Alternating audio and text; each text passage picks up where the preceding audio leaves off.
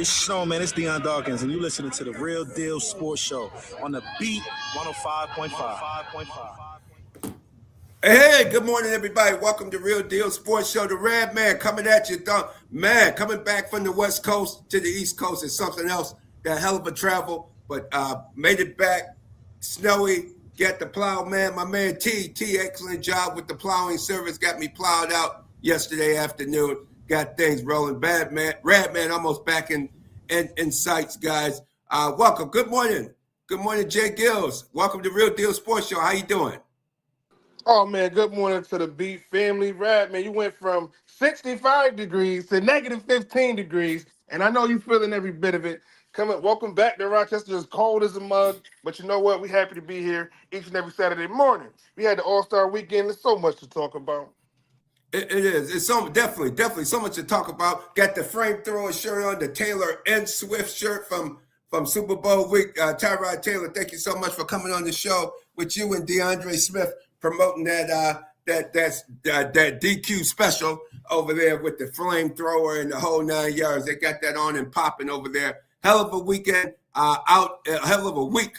Almost 2 weeks out there in San Francisco. A lot going on. Definitely, we're going to get some interviews in a few minutes, guys. J-GILLZ, what's your comments from the game on what you witnessed back on Sunday afternoon? So as you know, you guys know I picked the Patriots to get it done. I'm one who thought that, I'm all for a good story. I'm all for prestige. And I thought the Patriots getting back on glory, to me, would have been better for sports. But what I will say is this Seattle defense, as the Fanatic and Bilal had talked about, it's really, truly a special unit. When I looked at the team and I look at what GM Snyder was able to do, and I really looked at those drafts, man, I'm talking about for the last 3 drafts, literally, no misses, straight hits at every position. Yes. From the left tackle, Witherspoon, top 5 pick, and then they double back with Jackson Smith and Jigba, and then they go and draft all these guys, the D line, the D tackle, Kenneth Walker, literally all self-built from Seattle. So when I look at, how this team was built, I just got a lot of respect for that general manager and what he was able to do. Flipping Russell Wilson at that stage in his career to build those draft picks and build this team, letting DK walk, knowing that you had a guy like Jackson Smith and Jigba. Man, I'm telling you, Snyder, kudos to him. This is his second Super Bowl. Man, I'm just, I think the Buffalo Bills' Brandon Beane can take a few notes, if you know what I mean, from drafting and developing these players. In this 3-year window of the draft, they've developed those guys. They got the right pieces in. They built the culture, and they got the culture right, too. So, although I would have liked to see the Patriots win, you got to give kudos to the Seattle and what they were able to build over there. And I think it's going to be a pretty strong unit moving forward. A lot of those guys bearing, those paydays. You got some guys ready to get paid, and that's always the thing right there, right? But luckily, they don't have a quarterback that needs to get paid, So I think they're going to be pretty good for years to come. Yeah, after that performance on Sunday, he don't need a dime more, man. I wouldn't give Sam Darnold a dime more, man, or a penny more, man. Hell no, man. Big time. That was the worst Super Bowl I ever seen for both starting quarterbacks, man. The 2 starting quarterbacks was like, ooh, man, it made it rough to watch. But we had, in the stadium, everybody was talking about a little bit of everything. So, the stadium, people said it was boring on TV. It was great live, man. Seeing it live and watching it, man, and man, it was cold out there. It was like being in Buffalo, actually, with the cool breeze, man, coming through, man. You notice everybody had leather coats on. They had their jackets on. Some people had gloves on because that wind off the lake was no joke, man.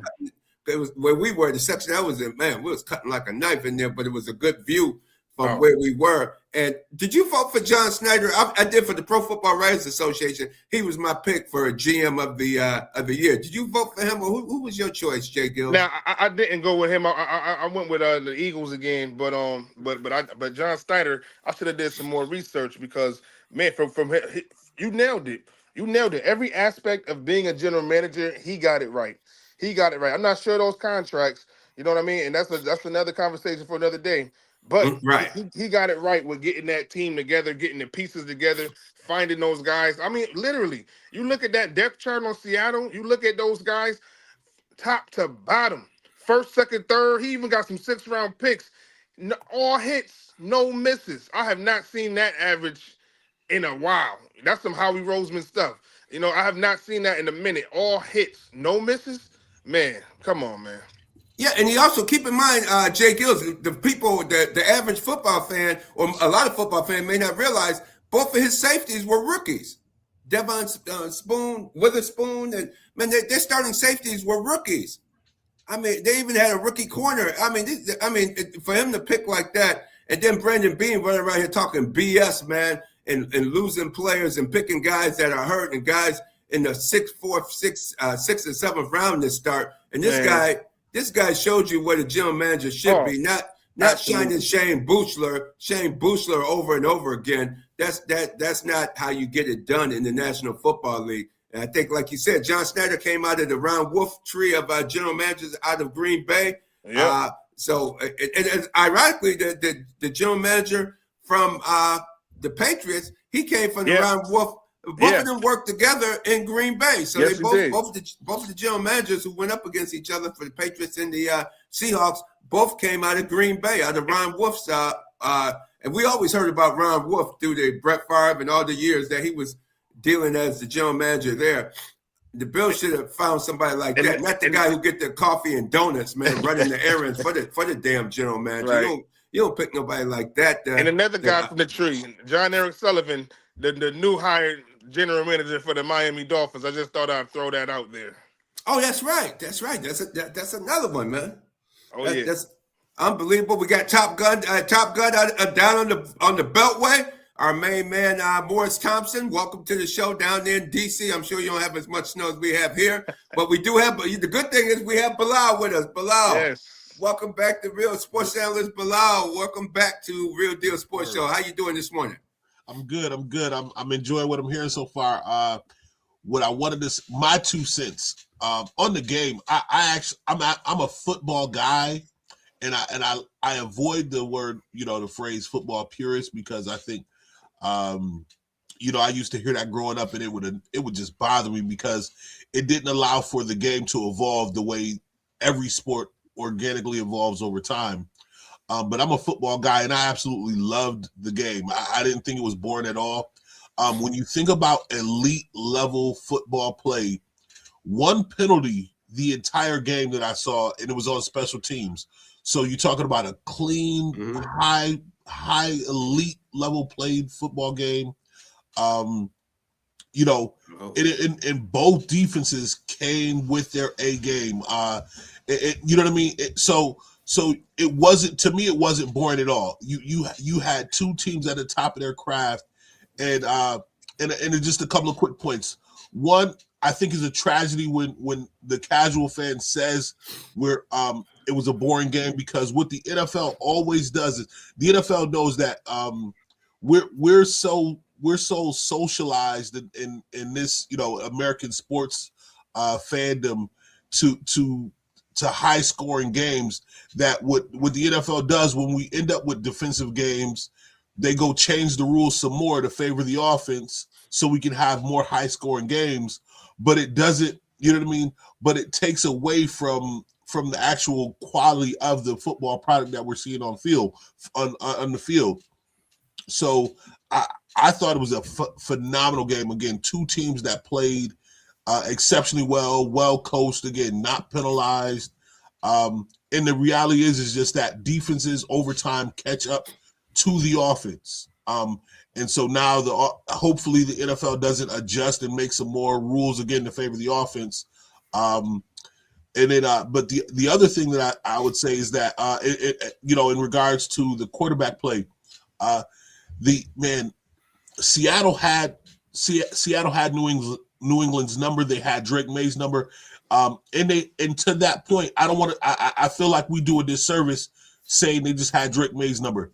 Who also should have been at that podium is his name just escaped me. Offensive coordinator for the New England Patriots.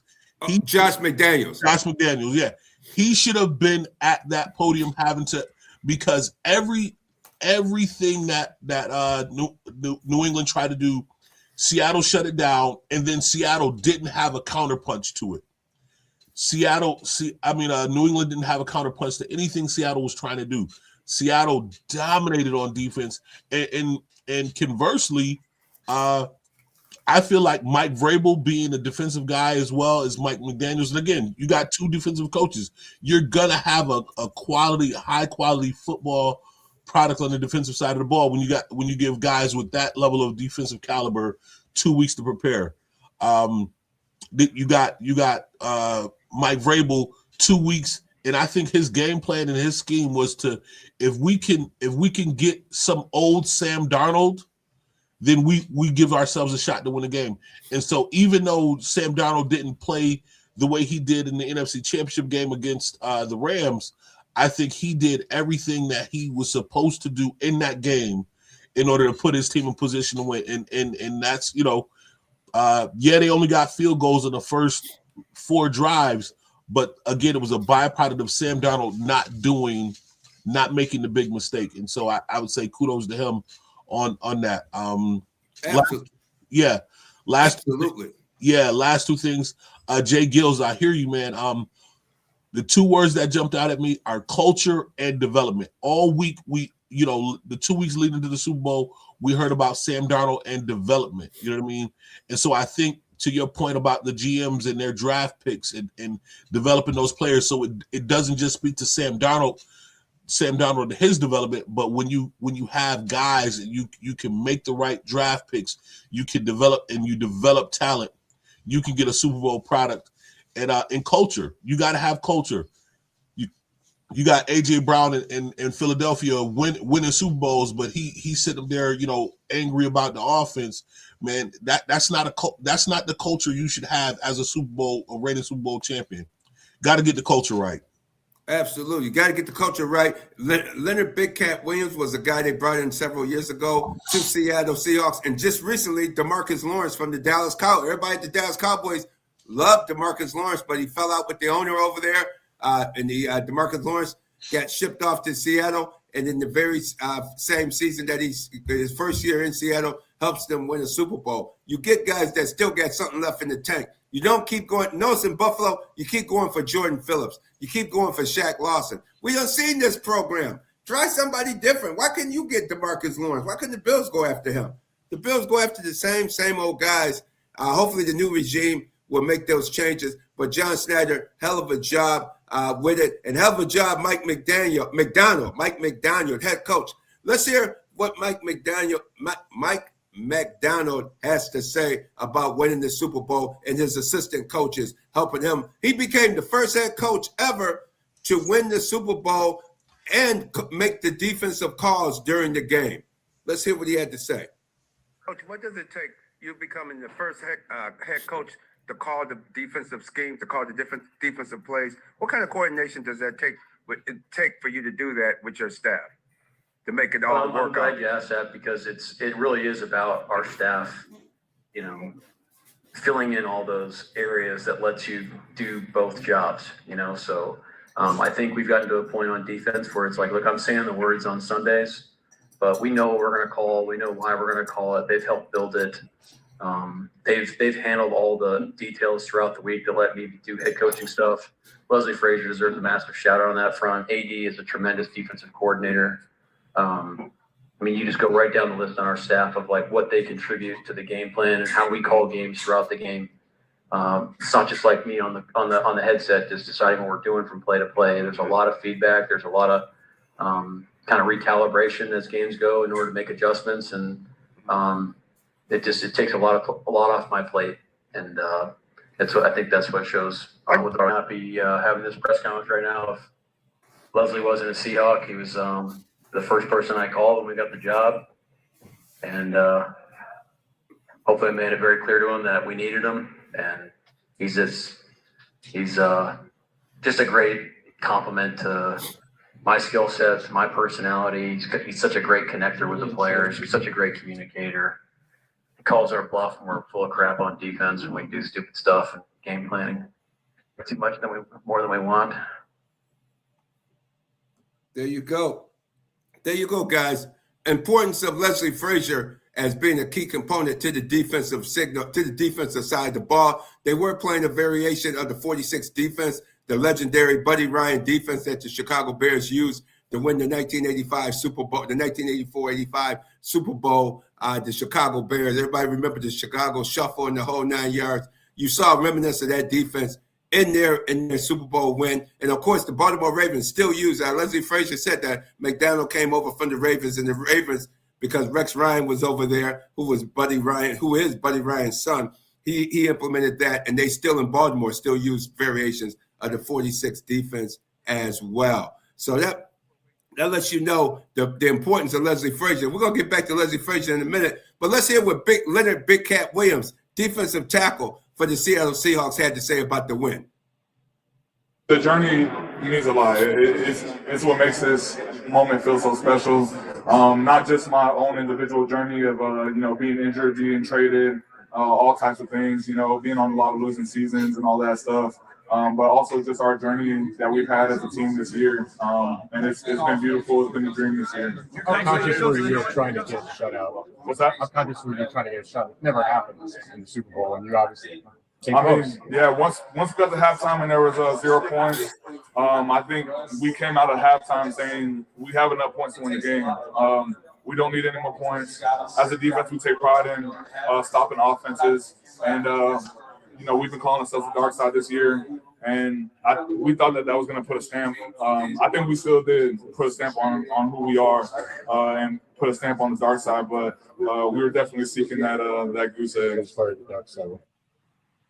Absolutely. That was excellent by Leonard Big Cat Williams. And those comments were brought to you by Kimmy Does It Best, best custom web design and ongoing maintenance. Kimmy can help your business online grow. Visit KimmyDoesItBest.com. Contact her at support@KimmyDoesItBest.com. Excellent job. Check out our website. Check out our entire website, RealDealSportsShow.com. Check it out, everybody. Kimmy does it best. She does a hell of a job with our website and keeps updating it on a weekly basis. Our Winner's Edge, thank you so much, Kimmy, for doing an outstanding job on the Winner's Edge, specifically this segment this season. And look forward to having you back next year. Glad you were able to make it out to San Francisco and be with us out and celebrate the 30-week season. I mean, 30 weeks is a long time, guys. A long time to go with this season for sure. Fanatic, welcome to the show. Did you hear the comments that the head coach gave to Leslie Frazier to help put together that? Did you hear those key? I thought that was very telling right there. What are your comments, Fanatic? Hey, very telling. Hey, good morning, Real Deal Sports Show family. Don't forget, happy Valentine's Day. We showing the love as we always do. What's up, Bilal? Hey, J-GILLZ, the Radman, Internet Passport, the whole crew. I know the Beltway is getting live already this morning with Morris. And so, to me, I thought you were absolutely right. I'm glad that Leslie Frazier got his flowers, because he played an integral part. And again, he was an unsung hero for the Bills. We didn't hear a lot in the media besides from you, Radman. So again, shout out to you with that reporting. And so you can hear the deep impact. To me, the biggest piece is, who did Mike McDonald say his first call was to? It was to Leslie Frazier. That's the first call. That can tell you there was nothing more important than that. So shout out to Leslie Frazier and the work that he did, and he's a champion again. Absolutely. I know, Bilal, your comment, what was that take on the head coach acknowledging that the very importance of Leslie Frazier coming on that staff? And also, remember last week we heard him say, Leslie Frazier says, nice to have someone that you can trust. They trust and value your judgment and your knowledge of the game of football. Remember what he said last week, what Leslie Frazier said in the interview last week, Bilal? Absolutely. And again, it was a great interview, Radman, of not only Mike McDonald, but of Coach Leslie Frazier last week, in kind of making those connections. I thought it was so telling that Coach McDonald understood that if in order for this to work at all, I think it shows that he went into the Seattle head coaching position knowing that he wanted to call the defensive plays, and in order to do that, you got to have the right people around you. And so he understood that if I'm going to do this, the person I need and to call Coach Leslie Frazier again, and as we touched on at the media day with the teams, Coach Frazier had as many surrounding him as any player or coach at the booth. Getting interviews, and it just speaks to how well respected his football mind is. And you just hear it. I was just soaking it up. And he and Radman, it was almost like it wasn't an interview. They were having just a conversation. You know what I mean? And they were talking about the Buffalo, and so and that was one thing that Coach Frazier brought up, was just being able to be in an environment where his acumen is appreciated, and he, you know what I mean, and valued in a way that no big eyes, no little U's. But again, it goes right back to culture. You got to have the right culture in place. And Coach Mike McDonald knew that in order to have a Super Bowl caliber team, you can't go in there with ego. And when it's about you or the ego, you end up now again because you took over the defense with 13 seconds left. You decide to fire a guy whose football mind and defensive mind is respected throughout the league, so much so that Coach McDonald, he was the first call and the first person he could think of, because again, in order to have a philosophy work, you got to have the right people around you. Absolutely. Right. Let's hear what the losing quarterback had to say. Hey, I couldn't leave the New England Patriots out. I had to go over and I had to get a question in on Drake May. Let's hear what New England Patriots quarterback Drake May had to say about his performance in this Super Bowl. Why didn't they open the game up so late and wait until the third quarter to really open? You guys look like you opened up the game. Why did you open up the offense? Or not you and the coaching staff open up the offense so late into this game? Yeah, I mean, when you're down, I think it was 19-0, you got to start throwing the football. It's hard to keep running when you're down like that. So you're able to make some plays, but, it was a little too late. And our defense played a hell of a game tonight. And, it didn't show up, how we plan on showing up offensively. It starts with me. It sure did. He did take advantage of that. He did say that. And also, I was standing on his right side of his throwing shoulder, and he had bubbles and marks where it looks like where a needle was wet, and you have an adverse reaction. You get your skin starts bubbling up, almost like where black people we get keloid skin and what we call keloid and things of that nature for us.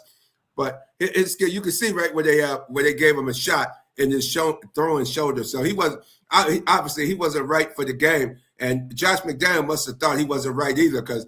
I mean, why you wait to 19-0 to start throwing where we could see it there live in the stadium? Mac Hollins was killing. I don't know. Mac Hollins is an amazing cat, man. You watch him, you don't see what is he doing?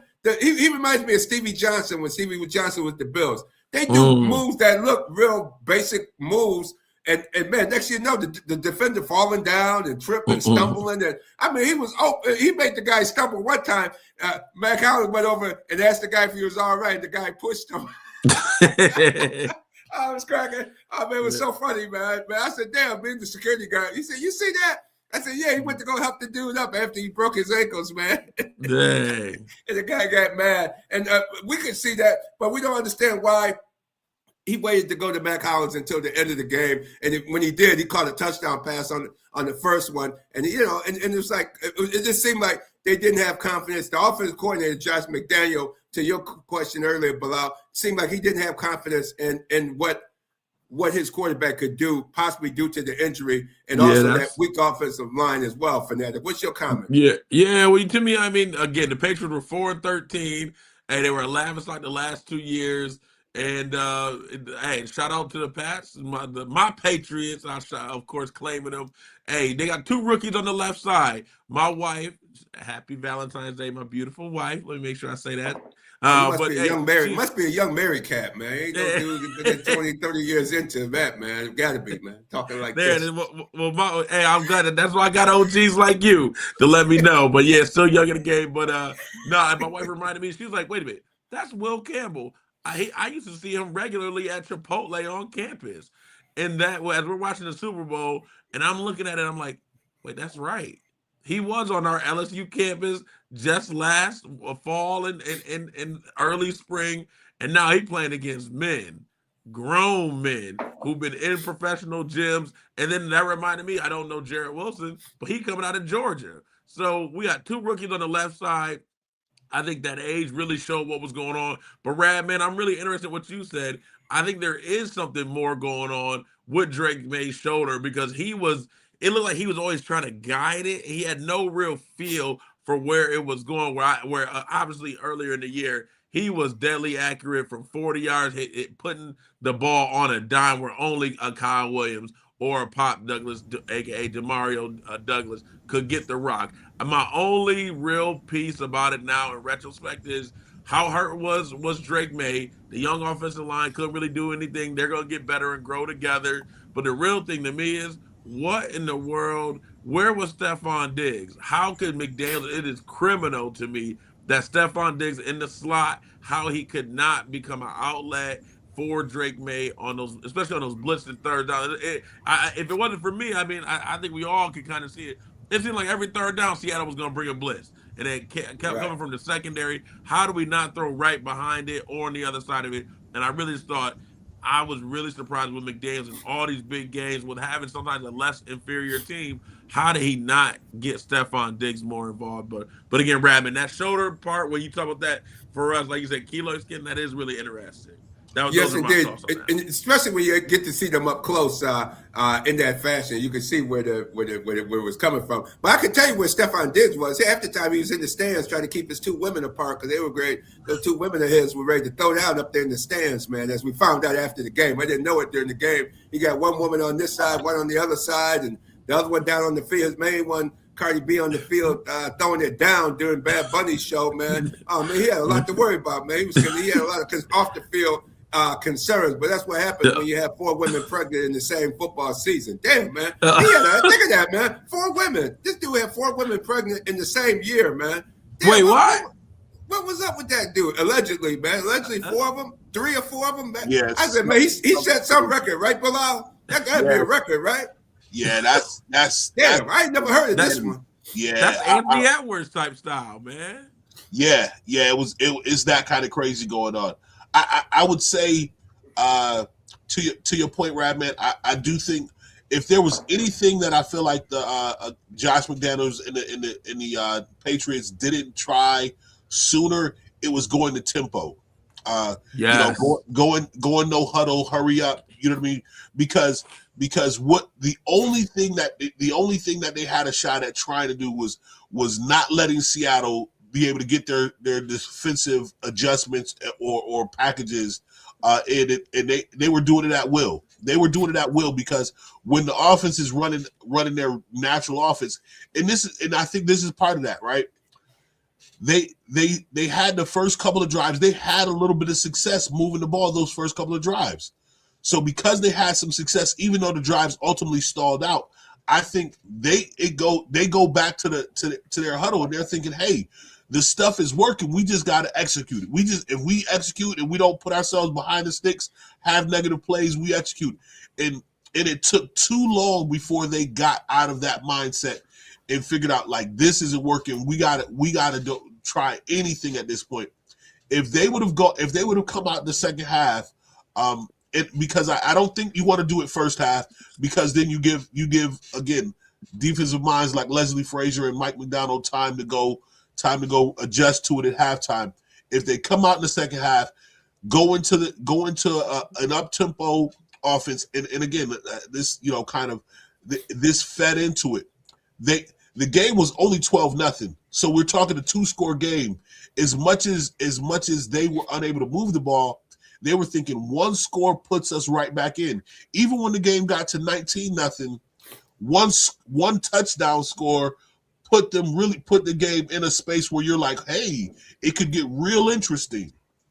So I think those 2 factors played into kind of not going to a more no huddle up tempo offense sooner, and the fact that early on they weren't able to move the ball the first couple of drives, and so they were thinking, man, if we could just execute.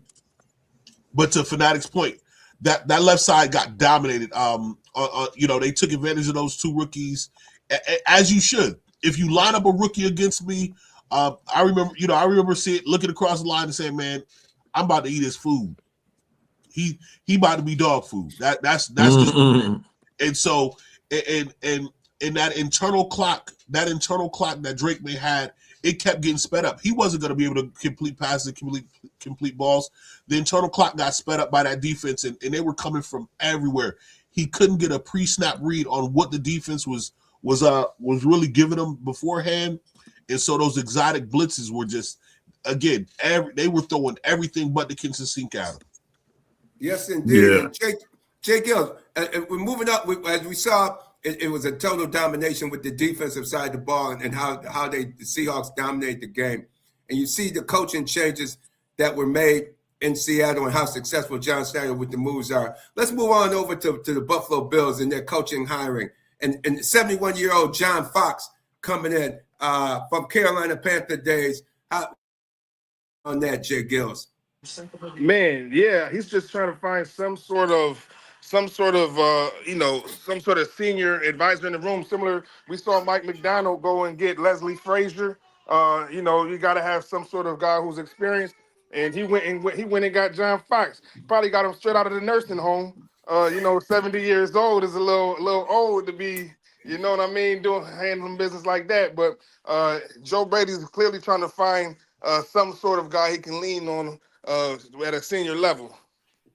Yes, indeed. And also to bring, that I think that was a Brandon Beane move, because Brandon Beane was busy getting the coffee and donuts in Carolina when John, he was there, and he got to see John Fox take that team to the Super Bowl and mess it up by going for 2-point conversions against the New England Patriots in that Super Bowl. I believe that was 03 or 02 or 03 back then. But he had a chance to beat New England, and instead he went for 2-point conversions, a couple of where he should just kick the point, put the extra point, put the points on the board, and would have a chance to win. So obviously he's seeing how Leslie Frazier helped as assistant coach help Mike McDonald win a Super Bowl, and he sees this guy needs some help because he's Joe Brady, first-time head coach. All these young guys. I mean, these young guys across the league, instead of getting the veteran guys like the Leslie Frazier and make them head like McDonald said and Leslie Frazier said last week, Leslie Frazier did everything he did everything that a head coach should be doing, but has the title of assistant head coach. He did everything that a head coach is responsible for. And that seems to be the new genre of what they're trying to do with these young boys who are really unprepared to be a head coach at this early age. They're trying to be the next McVay, like the McVay came out of the Rams. But people forget, McVay's uncle was a big-time executive with the National Football League, and McVay was around the NFL since he was 8-9 years old. So he was with the 49ers. He was with a lot of big-time teams that his grandfather was the executive of. So he has a lot of experience of being around as a kid and a teenager in the NFL, and it kind of sunk in, and he's an excellent head coach there with the Rams currently. The Bills, I think Carmichael, the offensive coordinator, he's going to call a lot of the shots and help Brady over the hump with his play calling, because his play calling wasn't the greatest. I mean, he did have the best runner in the league, though. He had the rushing title. The offensive line is getting older. You got some backup. How much longer can this offensive line hold up? Hopefully they can hold up long enough. They did bring back about 20 coaches from the Buffalo Bills as well, from the Sean McDermott team. Kelly Skipper, the running backs coach, is back. You got about 10 coaches that came back off.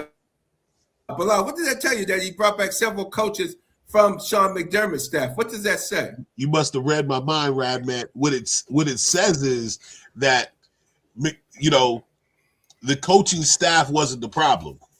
You know what I mean? At large, you know what I mean? And even from an on-field product standpoint, as much as they didn't get over the big game, they didn't get to the big game, that the issue was whatever friction existed between McDermott and Beane and kind of that whole dialogue about going to the management and saying, hey, you want a Super Bowl run, I need a Super Bowl roster. And however he worded it then. I think the other thing it says, though, it speaks to this year being that vacuum that, again, when you didn't there was no Lamar Jackson, no Joe Burrow, no Pat Mahomes. When you don't have those guys, those names in the postseason, and the big fish, the big dog is Josh Allen, they were saying, McDermott, get it done one way or another, or you're gone. Again, when you don't have any other big dogs in the playoffs or the postseason, you got to get it done. There was no excuse for not getting it done, and that was so. To me, it says that they want to maintain continuity going into this season as they should. You don't want to drop off, and I hope John Fox isn't more so in a advisory role. He's been out of coaching so long that I think the game, again, it can evolve and pass you by. That happened with Joe Gibbs when the Redskins tried to bring him back. The game had just passed him up. Exactly. And I think, as you can see, this is definitely a Brandon Beane move, bringing somebody. And that just shows that he recognizes that this guy, Joe Brady, is in over his head right now. He needs somebody else. And I guess that's who he knows, because once again he reaches back to Carolina to bring another Carolina retread up. And John Fox, like you said, see if he can guide him through some of this. Leslie Frazier is 66 years old as well, so these guys do have a lot of knowledge, and they can help him with some of the ins and outs. But how much stamina does John Fox have to work with these young players? And if the Bills play a 3-4, because Linhart is a 3-4 guy, it's going to be interesting how he moves these linebackers around. He got Dorian Williams with some good speed that would be a good fit for a 3-4. Matt Milano got to go. It's time for Matt Milano. You got to draft some linebackers or bring in some guy. Are they going to bring some guys in from Denver or some guys that came through the Denver program as linebackers to come in? Because the Bills definitely, if you're going to go to a 3-4, but then again, as you remember when the Bills started running on Denver in the playoff game, in the second half, the halftime move by the Broncos defensive coordinator, Vance Joseph, who also should have a head coaching job this season. He didn't even get any damn interviews. That's a damn shame. Vance Joseph should have had a head coaching job in this cycle. Not these young punks coming on talking about pass game coordinator and all this crap, man, and the Kubiak boys and all of that. No, Vance Joseph switched to a 4-3. He went to a traditional 4-men on the line of scrimmage, and that did slow the Bills' running game down. So it's got to be a hybrid type 3-4, 4-3 type move that Linhart is going to be bringing in to Buffalo. So it's going to be interesting to see what kind of contribution John Fox is going to have to the coaching staff. But the Bills do have a lot of coaches that were already there. I like Kelly Skipper. I always enjoyed him as a running backs coach. I thought he could have been elevated to assistant head coach position for the many years that he's been in the league. So we're gonna see how that transgresses, and as we continue, as the Bills continue to make coaching changes. Now they got their coaching staff set. Primarily, they may bring somebody else in as well. They got the special teams, the defensive coordinator, the OC, Joe Brady running the show. Let's see if he can understand him, and John Fox can help him and give him the guidance that he needs. And the next segment of the show is brought to you by our sponsor, award-winning Marion Rivera Insurance Agency. Auto, home, health, and life insurance, 1038 Lyle Avenue, 511 Bean Road. Give her a call. Hey, when I got back home, I saw a lot of sliding and slipping and sliding out there. Hey, if you have an accident or something, give her a call, 585-360-0094. The claim department works really quick. It's not like some of those other insurance companies that give you the runaround. They come and handle their business and get you straightened out as quickly as possible. And also, we have Advantage Federal Credit Union, AdvantageFCU.org, AdvantageFCU.org. February is student month. They got free checking accounts for students the entire month of February. Get a chance to go over there and check out Advantage Federal Credit Union. And also, I know since you've been back, you know where I gotta go to dinner, right? Right, Bilal? You know I gotta go. I gotta experience. Oh, yeah. I missed that. I've ate all those damn tacos, man. I'm all tacoed out, man. Damn, they sell you some tacos over there, and they're good too, man. They ain't that bad, but they give you a lot of tacos. They give you a lot of cilantro, a lot of salads with all kinds of stuff on it I hadn't seen in quite a while. Oh man, they even give you pickled broccoli, man. I had pickled broccoli and pickled carrots. I said, "What the hell is this?" The guy said, "This is pickled." I said, "Pickled." I said, oh, it's so good. Man, it was good out there in San Fran. Good eating out there. And Minnie Bell Soul Food Restaurant in the Fillmore District, I got to give you a shout out. If you're going to the Bay Area, check this sister out, man. Minnie Bell Soul Food Restaurant. Check her out. But here in Rochester, I'm back home. You know it's time to experience the award-winning, authentic Indian food in a warm, inviting atmosphere. I'm talking about not only Thali of India, the Lunch buffet served 11:30 to 2 p.m. and dinner 4:40 to 8:30 p.m. 3259 South Winton Road in the Win Jeff Plaza. Delhi of India, get the best buffet, voted the best buffet in all of Monroe County. Gotta go check them out. And no doubt about it, Bilal. Let's move on, Bilal. Let's talk a little bit of NBA All-Star Weekend. I had the pleasure to see the Golden State Warriors a couple games this week against the Memphis Grizzlies, where they barely won 114-113. Horford got the rebound and gave it to his teammate for the winning layup. And then they got blown out by the San Antonio Spurs. I was shocked how they looked tired. The Spurs had played the night before. They whooped the Lakers by 26, came in, got down by 13 in the third quarter. I said, okay, Golden State going to win this one. In that fourth quarter, it looked like, man, they look old, man. Golden State looked old in that fourth quarter, and they ended up losing by 16, man. They ended up losing that game by 16 points. Bilal, your comments? That's the tough part about having, you know what I mean? So when you have championship teams, pedigree, teams with championship pedigree, they've won titles in the past, and they're already longer in the tooth. Those teams, it's hard for them to get up for regular season games at this point because they know, like, we're just trying to get to the playoffs. So the grind from the NBA season it's I really feel like this.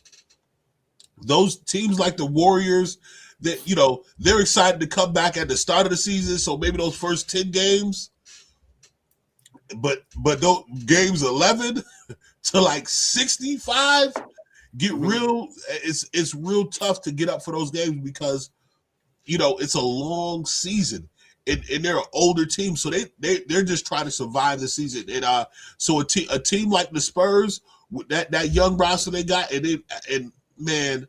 The fact of the matter is that Victor Wembanyama, man, he otherworldly. This young man is out. I mean, he's an alien. The stuff he can do at 7'6" tall. Yeah. I mean, the fluidity that he moves with, the shooting touch that he has.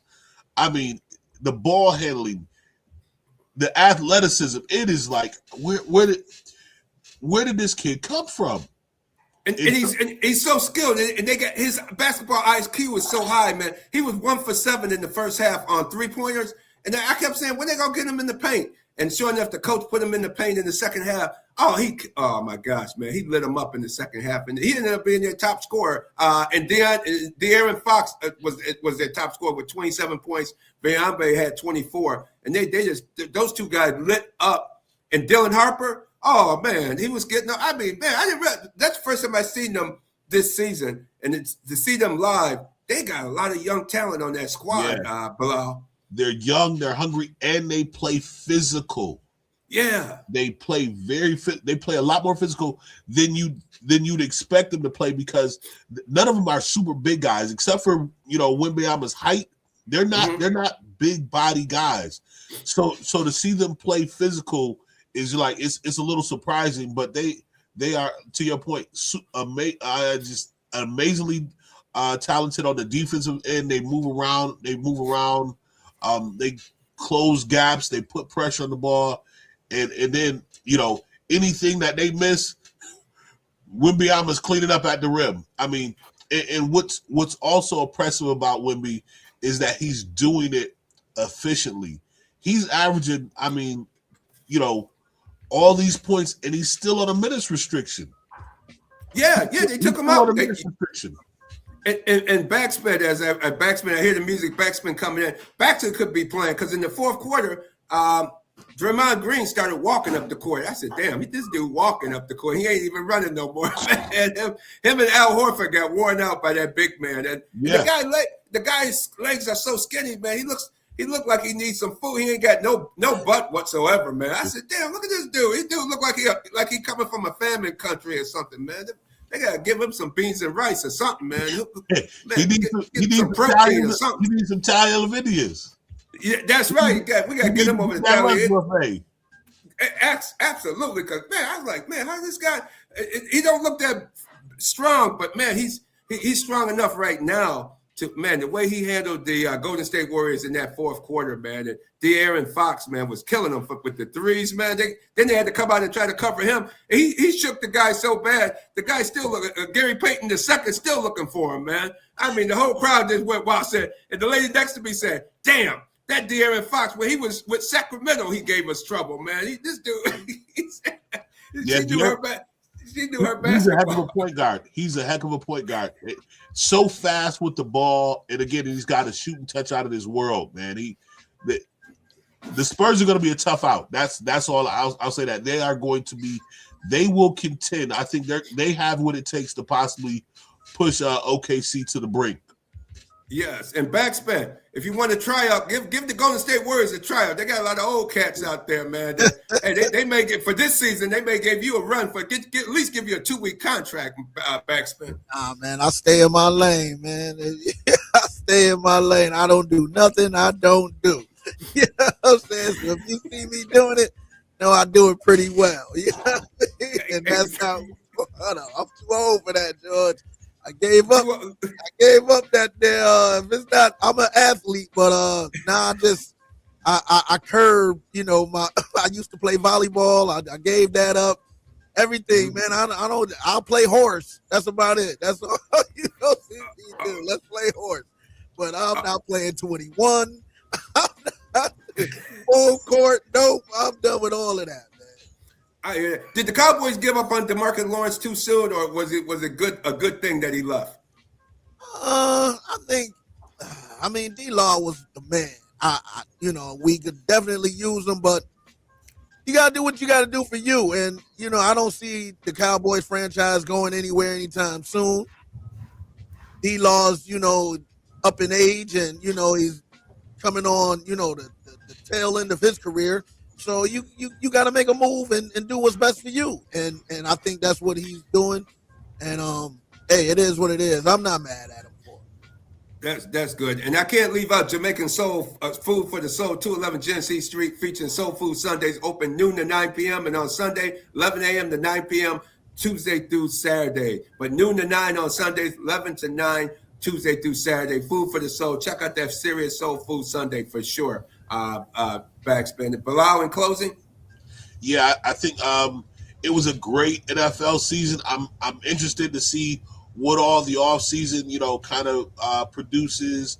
Free agency starts in a few weeks, March 11th. So I think it's going to be an exciting offseason this season. I do think the Cowboys are going to go all in because that offense this year was stellar.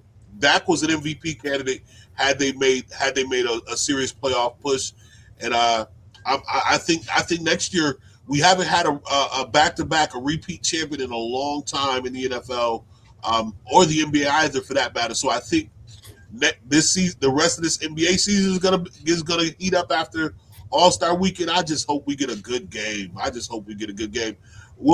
we'll need to talk next week about some of those comments KD made going into this All-Star Weekend, and then next football season. Listen, we're gonna be locked in and loaded. Absolutely.